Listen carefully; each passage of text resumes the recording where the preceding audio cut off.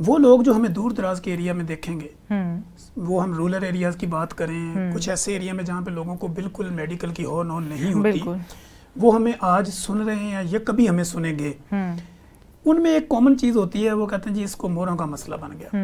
अब मोरों का मसला बन गया तो वो नीम हकीमों के पास जाते हैं, तेल शेल पट्टियां शटियां मरवाते हैं, और फिर उसके बाद एंड पे जब बिगड़ जाता है तो फिर ऑपरेट वगैरह करवाते हैं। मोरों का मसला क्यों होता है, और being a expert pain management आप उसको कैसे टाइटल करती हैं? बहुत बेहतरीन सवाल है ये, और अक्सर हम वीडियोस देखते भी हैं।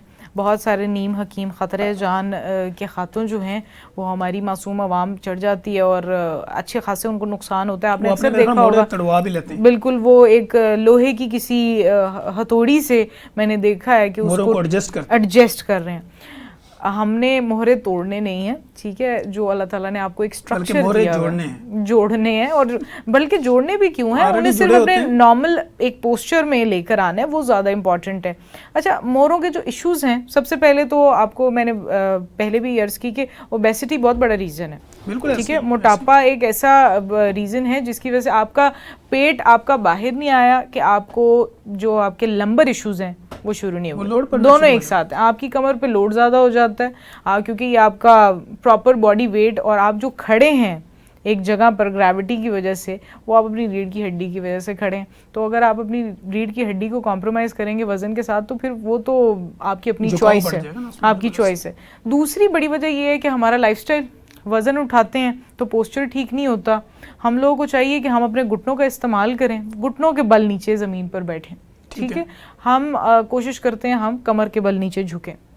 नीचे से कोई चीज़ उठानी है, कोई वज़नी चीज़ उठानी है, हम कोशिश करते हैं कि कमर के ज़रिए उठा लें, लेकिन हमें अपने घुटनों को बेंड करना चाहिए, फिर वज़न उठाना चाहिए और फिर किसी जगह रखना चाहिए। फिर एक बहुत बड़ा जो मसला है, आपने आम ज़ुबान में अक्सर लोग कह देते हैं चुक पड़ गई है, ऐसे ही कोई चीज़ उठाई एकदम साइड पर रखने लगे, एक तरफ मसल स्प्रेन हुआ, जी चुक पड़ गई है। आप किसी चीज़ को जब भी कहीं से उठाएं, आप पहले अपना कदम दूसरी तरफ रखें और फिर अपनी बॉडी को मूव करें, अपनी अपर लिम्ब को मूव आप उस तरह से करें। ये चंद तदबीरें हैं जिनके ज़रिए आप जो आपकी चुक से बच सकते हैं या अपनी कमर के दर्द से बच सकते हैं।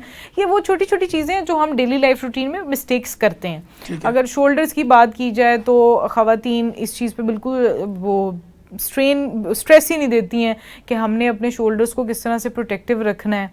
अगर कभी बहुत ज़्यादा विंडी अगर सीज़न है, बारिश में नहा ली है, छोटे मोटे दर्दें हैं, ट्रिगर पॉइंट्स बहुत हैं कमर में, तो ट्रिगर पॉइंट्स को इतना फोकस नहीं किया, वो ट्रिगर पॉइंट्स उम्र के बढ़ने के साथ साथ और इवन ट्रिगर पॉइंट की जो एज है वो भी बढ़ने के साथ साथ वो ज़्यादा प्रॉब्लमेटिक हो जाते हैं। और उन ट्रिगर पॉइंट्स की वजह से आपको मुख्तलिफ पेन्स जो हैं, कि अगर आपकी गर्दन में ट्रिगर पॉइंट है तो हो सकता है आपकी उंगलियों तक पेन आने लग जाए अगर आप उसका इलाज ना करवाएं।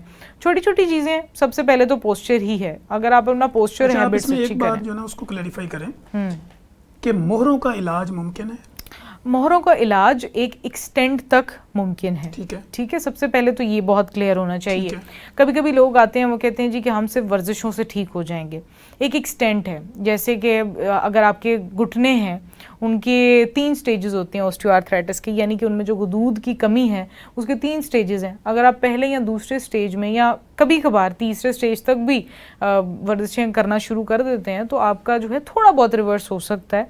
लेकिन अगर आप चौथे स्टेज में हैं या थर्ड के भी एडवांस स्टेज में हैं तो फिर आप वर्जिशों से आपका कोई इलाज नहीं हो सकता, फिर आपको अपना नी ट्रांसप्लांट ही करवाना पड़ेगा। उसी तरह से मोहरों के कुछ ऐसे मसाइल हैं जैसे कि अगर डिस्कम्प्रेशन है और आपकी टॉलरेंस इतनी अच्छी है कि आप उसको बियर कर सकते हैं तो वो 100% ट्रीटेबल है, 100% वर्जिशों से वो ठीक हो सकता है। लेकिन अगर आपको स्पॉन्डाइलोलिस्थेसिस है, यानी कि एक रीढ़ की हड्डी का दूसरी रीढ़ की हड्डी से आगे निकल जाना, वो आगे भी निकल सकती है, पीछे भी निकल सकती है, यानी डिस्क स्लिप हो सकती है। वो डिस्क स्लिप कह लें, या एक ही अलग पैटर्न होता है कि ये पूरा का पूरा जो आपका एक साइकिल होता है, पूरा एक वर्टिब्रा होता है, वो पूरा आगे चला जाता है, या तो वो आगे आ जाता है and it is very painful, ये आपको डिसेबलिंग की तरफ भी लेके जा सकता है।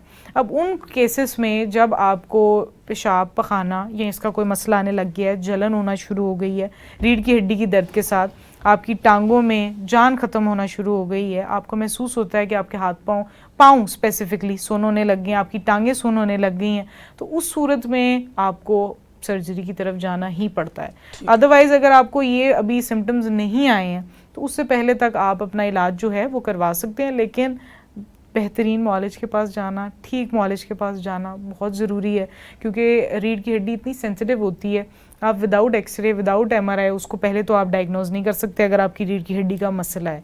और अगर आपको पता ही नहीं है कि डिस्क का मसला क्या है, डिस्क हर्निएशन है, डिस्क कंप्रेशन है, डिस्क स्लिप्स हैं, बहुत सारी ऐसी चीज़ें हैं, और इवन अब तो डिस्क फ्रैक्चर्स, वर्टिब्री फ्रैक्चर्स बहुत ज़्यादा हो गए हैं। स्पाइनल फ्रैक्चर्स अब देखें अगर हो रहे हैं, बहुत सारे हेयर लाइन फ्रैक्चर्स होते हैं वो हील भी हो जाते हैं, लेकिन मोस्ट ऑफ द केसेस 99% जो केसेस हैं, अगर आपको स्पाइनल फ्रैक्चर है तो आपको सर्जरी की तरफ जाना। अच्छा डॉक्टर अबीरा बाबर,